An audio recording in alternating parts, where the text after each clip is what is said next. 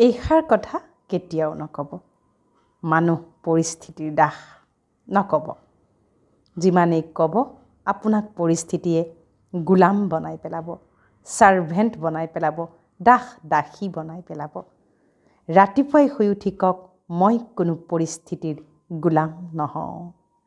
মই জীৱনলৈ অহা প্ৰতিটো ভাল বেয়া পৰিস্থিতিক হাঁহিমুখে আৰু শক্তিশালীভাৱে মই গ্ৰহণ কৰোঁ, সহন কৰোঁ আৰু সহযোগ কৰোঁ। কাৰণ পৰিস্থিতি এতিয়া বাঢ়িব। মোক কোনো পৰিস্থিতিয়ে প্ৰভাৱান্বিত কৰিব নোৱাৰে। কিয়?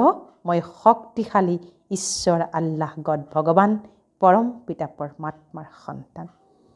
যিকোনো পৰিস্থিতি মোৰ ওপৰত কেতিয়াও হাবি হ'ব নোৱাৰে। পৰিস্থিতিহে মোৰ দাস দাসী, পৰিস্থিতিহে মোৰ গোলাম। ওম শান্তি।